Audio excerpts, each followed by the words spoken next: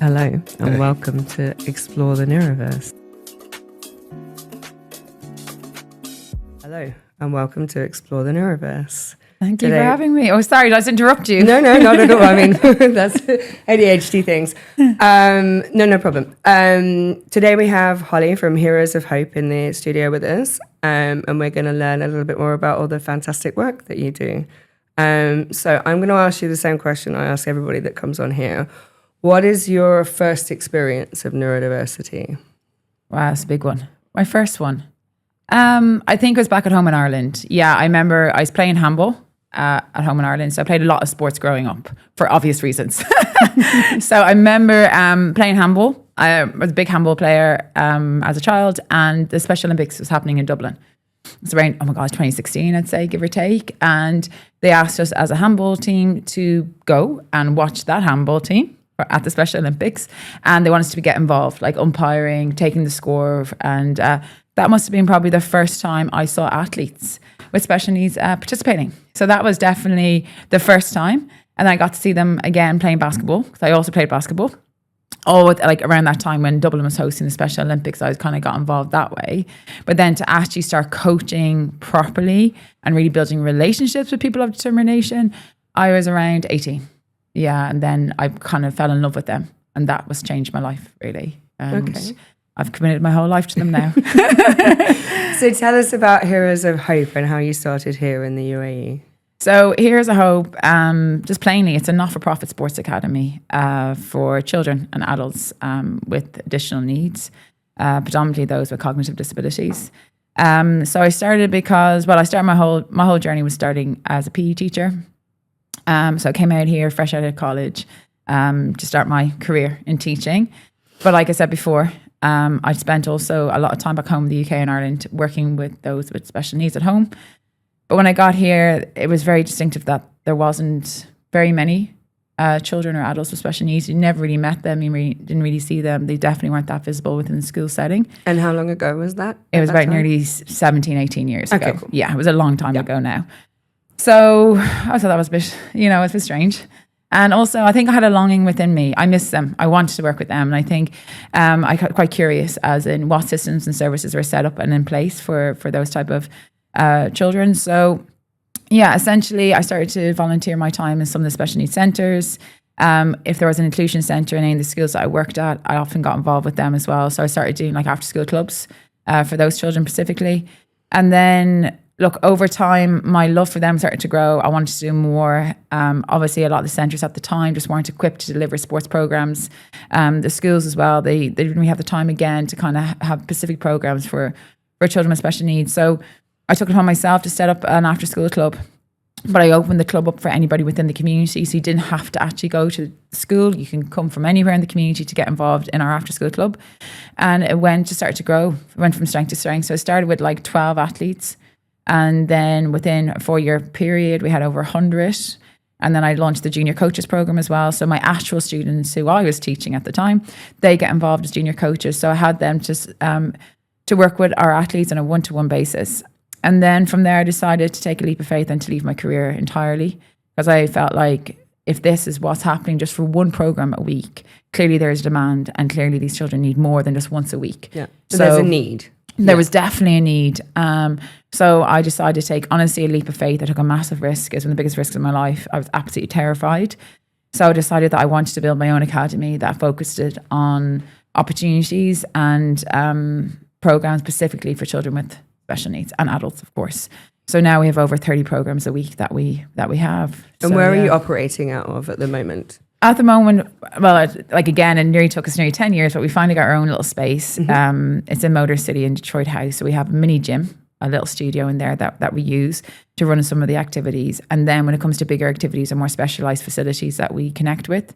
So for example, we've got a swimming program, so we clearly need a swimming pool. So we work on the skills there in delivering our swimming program. We've got tennis, so we work with a tennis club, ISD. And then we have paddle. We do CrossFit specifically as well, a CrossFit gym and so on. So depending on the sport, depends on the facility. So what we deliver in our own little hub, what we call the Hub of Hope. And then for the more bigger sports, where there's more, obviously we need a bigger space and so on, we then connect with different academies, and we set up sport specifically for those with special needs. Okay, nice. So you're all over the city, basically. Yes, we are, With different yeah. sports, different programs. Yes. And it's open to which age groups? So predominantly we focus from about 6 years and above. So that's kind of like where we start, and then we go right through to adults. So our oldest is nearly 50 years old. Oh, wow. Yeah, so Okay. yeah, he's still going strong. Yeah, so yeah, we do what we can to tailor the programs according to age and ability. So we have some very advanced athletes who are very, very competitive. And then we have other athletes who come for more like a social side. They want to meet people, same. And they enjoy hanging out together and learning sports and just having fun. And then we have those who are just starting their journey, you know, as young as 6 or 7. And, you know, we're trying to teach them that structure, taking turns and trying to help integrate like routine into their life. So, yeah, so like I said, all different types and different stages that we're working with. Positive things for them. Yeah, definitely, 100%. As you said, it's positive on both the sort of competitive and structural level, as well as from a social side of things, because you actually enter the children into competitions. Is that right? Absolutely. So, like, I'm a competitor myself, and I think for me, a big motivation for me personally, obviously, is competition. I think it's really important to have those goals. And again, when I started the journey, there definitely wasn't any competitions at all for people of determination in the UAE. Just didn't really simply exist.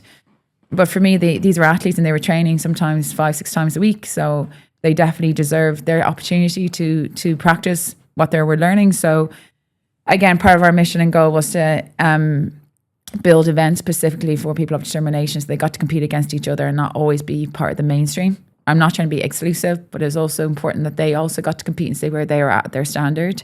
So I built my own flagship event, which is the Games of Hope. So that happens up to 3 times a year.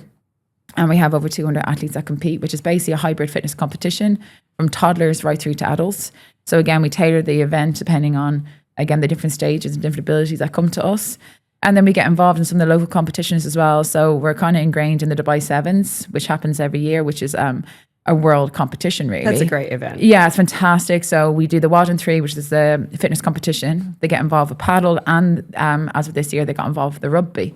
So that was huge. We're the first time ever that we had PODs, people of determination, actually on pitch 1, which, for those of you who don't know, that's the main pitch. So we had all the supporters at Dubai Sevens watching the heroes on the pitch, where they got to showcase their skills for rugby. So that was like a breakthrough. That's huge. And to have so many people and have those eyes and those kids, it was a phenomenal experience. But that's a big part of what we do. We're always trying to break through the barriers and to show off exactly what people of determination can do. And as athletes, they also deserve their platform and a place to show their skills. So yeah, we're very much so very driven by events, whether we create them or we partner with others to create a space specifically for them. Amazing.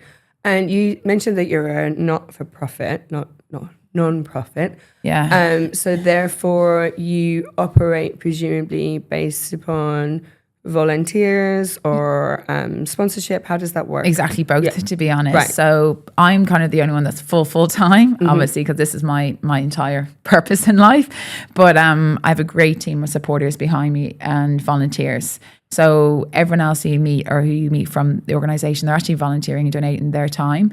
So we have a number of coaches who head up some of the coaches. They're actually volunteering their specialty in that sport. And then we have also other volunteers that get involved and help on a one-to-one basis. So if a child perhaps needs that one-to-one support in the session, these volunteers get involved and they help guide that child through the different activities and skill sets. But it's also a great way for the parents to get a bit of respite. So they can actually take a break and sit out and have time to talk to each other, maybe go grab a coffee while we're working with the kids. So we really do depend on volunteers, to be honest. And do those volunteers need any sort of special skills to be able to come and help you, or? Not necessarily. Like, obviously commitment is obviously a big thing. It's nice to have someone come get involved, like just one session a week. We're not asking you to be there every single day for hours on end. It's a 45 to 1 hour maximum session per week that we would love people to try and donate some time. I always compare it to Netflix. Like, it's one episode. If you can donate one episode of your time, we'd really appreciate it. But we also run the junior coaches program as well. So junior coaches program is for high school students. So perhaps it's anybody who's doing Duke of Edinburgh, CAS, and they need volunteering hours for the application to university. So over the course of the year, we can probably go through about 100 junior coaches. So that starts from the age of 14 right up until they decide to leave school, 18. So yeah, so The junior coaches program is also a big one and a big thing that we advocate for, to try and get the younger generation involved with what we do. But that's a real educational piece for us, because we're actually teaching the next generation all about neurodiversity, what that looks like, how to connect, how to understand. So when they move forward in their lives, whether they choose to be business owners, doctors, whatever it's going to be, they have a deeper understanding of what neurodiversity looks like and how to actually work with people rather than isolating them. So I think that's a really important piece of what we do. And obviously, that's really important. As an ex-educator, I love having the high school students getting involved, because it's always been like fundamental when it came to building Heroes of Hope, was making sure that we always included high school students and younger people, so they can see that. Well, it's teaching the new generation to be tolerant and understanding, right? 100%. So, yeah. So that's a big part of what we do. So between the junior coaches and obviously adult volunteers, that's essentially how we work and how we grow. So it's a big community initiative, and I really do kind of see it's more like a community outreach group. Yeah, I mean, well, you were telling me about the movie night that you held on Friday, right? So it's not just the sports side of things; it's also the sense of community. You mentioned that I think you said there's a mums group that does fitness with you as well. Yeah. So look, we always kind of dub ourselves as a family of hope, and as a family, like with anything, we always look for doing extra things together. It's not always just about sport and competitions and events. We also try and build the social side, especially for the heroes, because they love being around each other. They connect in their own way, So in order to really embed that and to help those relationships flourish, we do look at doing kind of social activities for them. So in the past, we've actually traveled with them as well. So we've been to South Africa, Sri Lanka.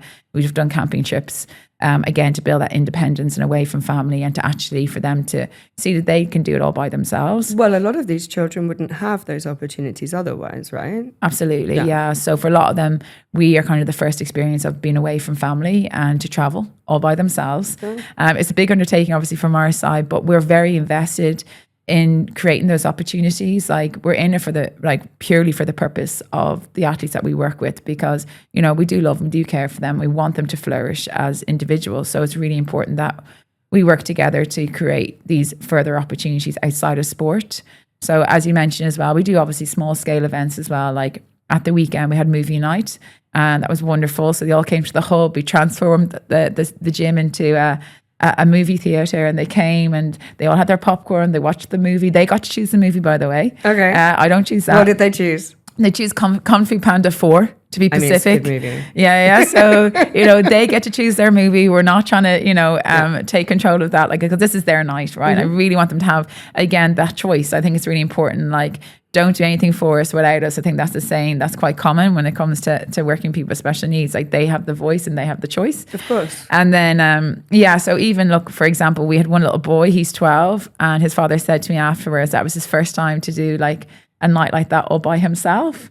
And, Amazing. It's that something like that. This is where I'm saying even though it's only a small event, they can mean big things to a lot of the parents and, and these children. So as much as we can, we're there to hold their hands through the different stages, and we'll do what we can to support that. Amazing. I think you did mention the Mums of Hope. Yes. So going back to that. So we do have Mums of Hope fitness classes as well. So, we also, I recognize our moms and dads, of course, they're very invested in their children, and sometimes they forget themselves. Mm-hmm. I think it's really important that we also be reminded that they are who they are. They have a name and they have a personality, and they too need to sometimes step away from being the mom and allow and give a gift, back to themselves. So what we try to create as well in the community is a Moms of Hope fitness group. So we have fitness sessions twice a week that is run by specialist coaches who are moms. They come together and they're also trying to get fit so they can keep up with their kids. I think that's so important as well, because you touched on something, which is that mums running either neurodiverse households or having neurodiverse children, that their lives are dominated by living this life and making sure that their children have everything they need, like every other mum does as well. But when you have neurodiverse children, you do often, I was talking about this to the 3 busy brains yesterday, your needs that end up coming last. So actually they don't take care of themselves. The mums of these children don't take care of themselves in the way that they should. And the fact that you're providing them with the space to not only do something positive for themselves, but also be around other mums that they can connect with on the same level is amazing. 100%. And exactly what you're saying, I want the moms to remind themselves who they are. Yeah. They have got a lot of, like, I think some of the moms as well, like they've lost their confidence a little bit, or 100%. Yeah, that sense of identity. Yes, exactly. Yeah. And I feel like even now, I'm still trying to encourage them to come out and to get back to themselves. Like, even if they come for the 45-minute workout, you can be a beginner, you can be intermediate, you can be advanced. It doesn't really matter. Just come, and be part of that and take care of yourself, because at the end of the day, like, you can't pour from an empty cup. Absolutely. So, I think it's really important. Like, I get it, and I have to say it, like, and I've been in both areas, from being a teacher to where I am now. I do feel like parents of children with needs, like, they are powerhouses.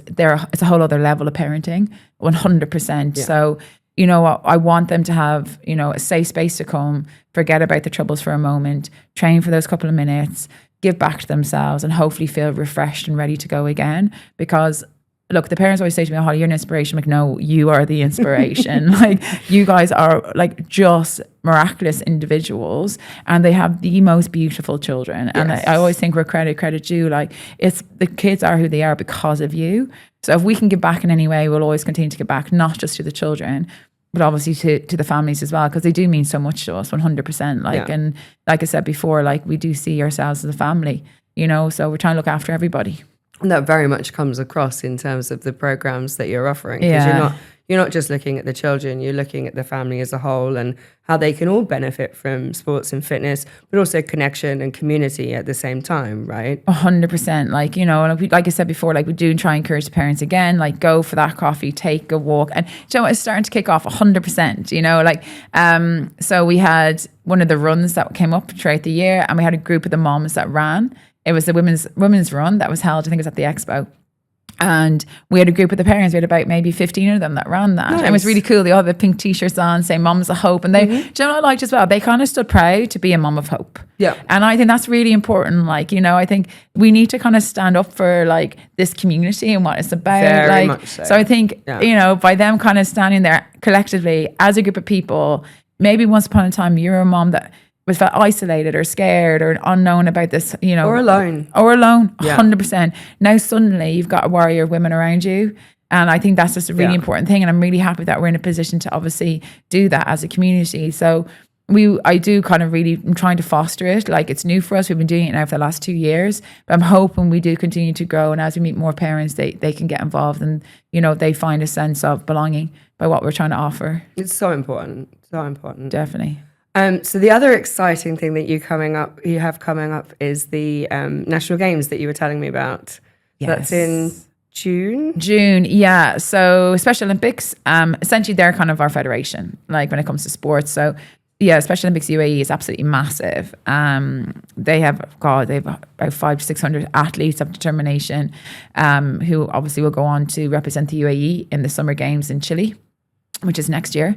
So so part of their kind of build up towards that was what we have is called the National Games. This is the second time they've had National Games. So essentially what the National Games is where people of determination come together and we compete to be national champions.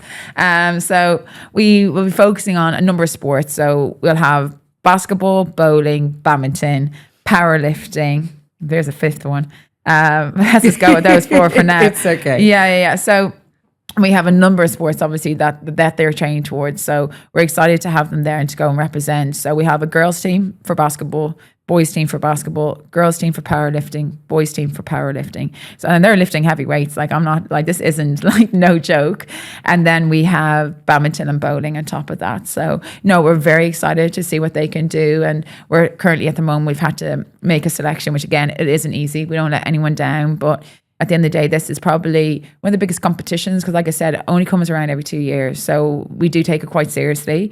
It's a 4-day event. So it's a 4-day event in Abu Dhabi. Yes. And how many athletes do you take with you? We're taking, I think it's close to 40 athletes. Oh, well, that's quite a lot. Yeah, it's quite a lot. I think I counted yesterday. I was trying to get the uniforms ready. I think about 38 in total. Okay. So it's quite, again, it's a big undertaking as a community group. We're not a full-fledged academy in the sense of like, you know, we've got hundreds of people working for me. Like, it was like, volunteers, please. So any volunteers are welcome. So, but the idea is they actually are treated like proper athletes. So they'll have to go away for 4 days to Abu Dhabi, where they stay in a hotel. They have the opening ceremony, they have closing ceremonies. They have to go and they have a specific schedule they have to follow for their time of their games or when they're competing. They have their own proper uniforms, their competition uniforms, and then they have their tracksuits and so on. So it's a full. So they'll have a uniform for like the opening and closing ceremonies. Yes. And then they have competition uniforms, and then they have what they have to wear them at the hotel. So they get the whole experience of what it is to be a real athlete. And what part of that as an academy do you have to provide?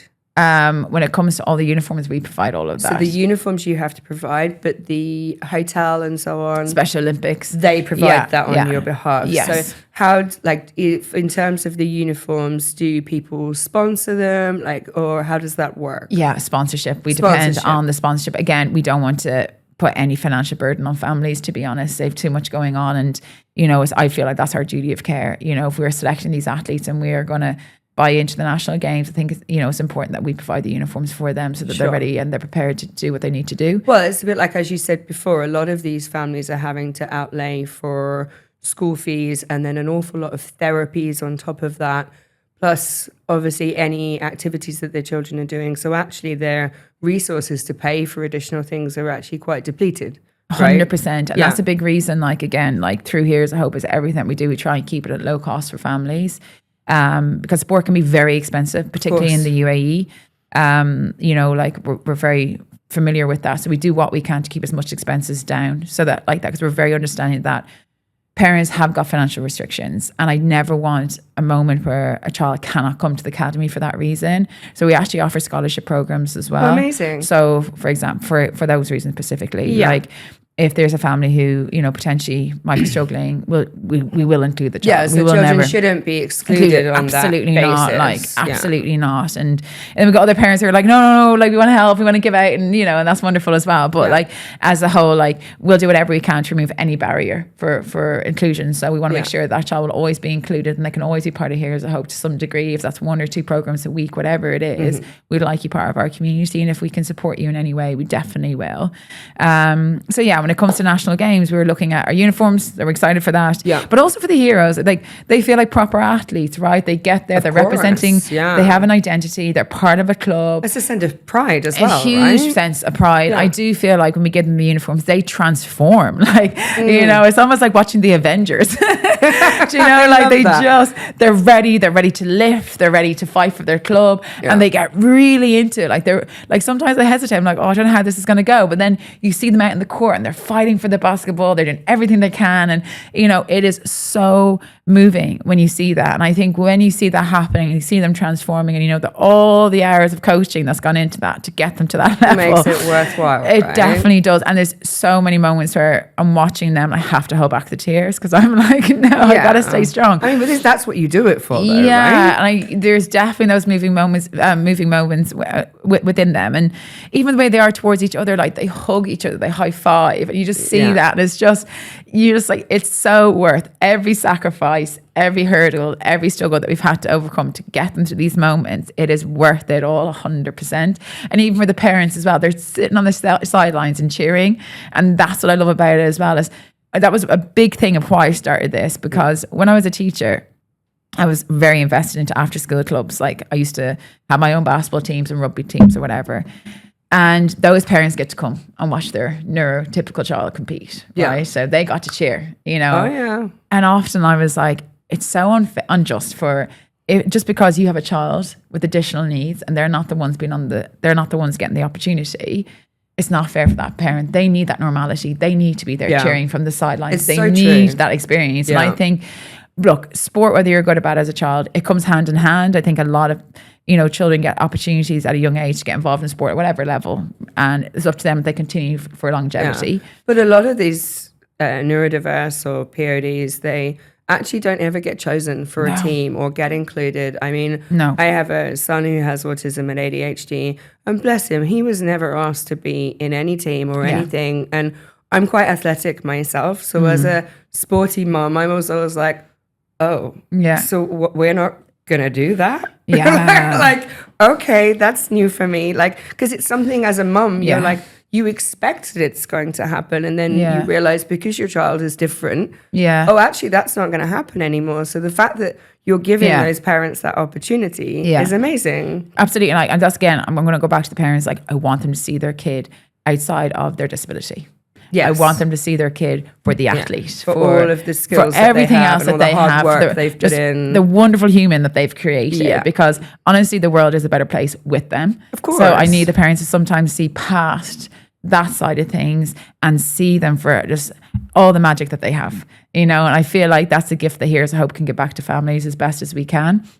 And that's why, I've invested everything that I possibly can, to give that to families, whoever else needs to see that. So and it's amazing. I think what you're doing is absolutely wonderful, and I'm super excited because we discussed that I would come down to the games and do some podcasts from there. Absolutely. And I'm so excited because I think capturing the excitement, the energy, and how the children feel, I think is going to be so valuable for them as well. I think I'm super excited. I mean, after we spoke last time, I was like, this is going to be so much fun. I think as well, when you meet the heroes, you'll see exactly what I'm talking about, because there is something so special about them, in such a positive way. You can't help but it's like instant love. Yeah.